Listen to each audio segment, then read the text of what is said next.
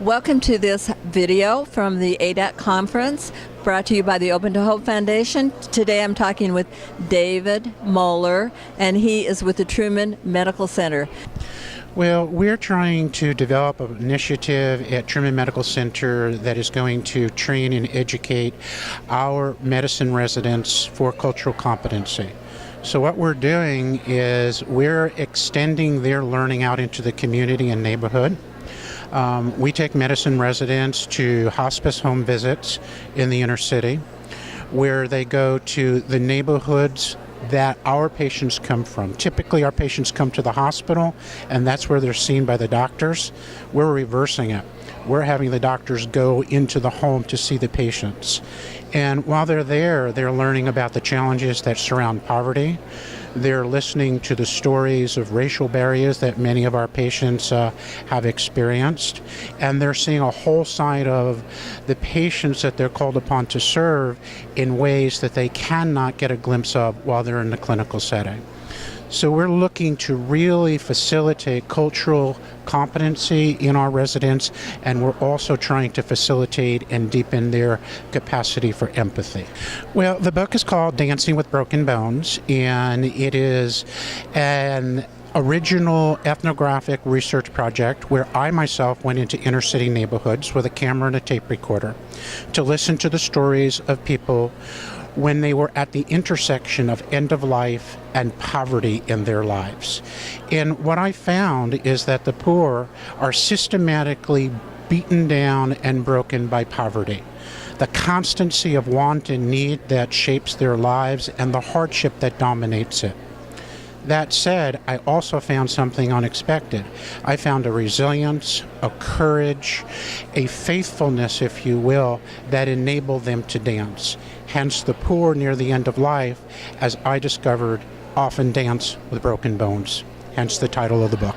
I love that. Now talk about how people can be helped in the hospital. You were talking about the boards that you're doing at the hospital so that the caregivers are more sensitive to what's going on with the people that come in if they can't go out into the homes. We have a remarkably innovative project at Truman Medical Center. It is called the My Story Because I Matter Project. In every patient room, there's a whiteboard. It is 24 by 36, so it's substantial in size, so we can fill in a lot of important content. We want to give our staff an appreciation of who the patient is as a person outside of the hospital. So upon admission, the nurse will have a conversation with the patient and ask him or her such things as, do you have any pets? Who are your loved ones? What is your favorite food? Do you have favorite music or television show? What would you like us to know about you? So the idea is to give a snapshot of who that person is when they are out at home, outside of the hospital. On the other side of the board, we give systematic voice to the concerns that the patient has being in the hospital and dealing with their illness. We ask them what their goals are. We ask them what kinds of concerns that they have, what they most hope for, and we want them to articulate that and put it on the board so their doctors and nurses have that communicated to them. The whole goal is to give a voice to patients, and we're in a safety net system who often don't have a voice. So it's a giving a voice to the voiceless. Now I was wondering, after someone dies, is there follow-up, and what happens out in those communities? Well, what we do in our hospital, and we have a very robust patient experience team that is committed not just to improving the humanization of care for patients, but also their families. Our palliative care team spends a lot of time in family conferences. Sometimes those family conferences are post-death, and we have systematic follow-up with our palliative care team doing bereavement work with our families. Every person who dies at our hospital gets a sympathy card from the hospital.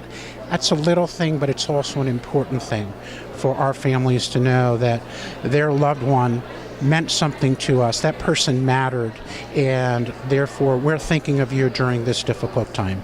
Well, thank you so much for being on this video. The things that you're doing are, they're so simple but so innovative, and thank you so much for all of this. I'm so glad to talk to you, and thank you for being interested in this work. And where would people get your book?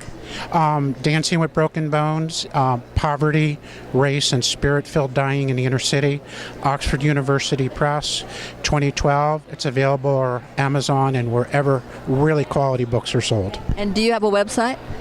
No, but my email address is david.moller, M-O-L-L-E-R, at tmcmed.org. Sherman Medical Center, med.org. Okay. Well, David, thank you. And thank you for watching this video today. I'm Dr. Gloria Horsley from the Open to Hope Foundation, and I want to remind you that if you've lost hope, please lean on ours until you find your own, and God bless.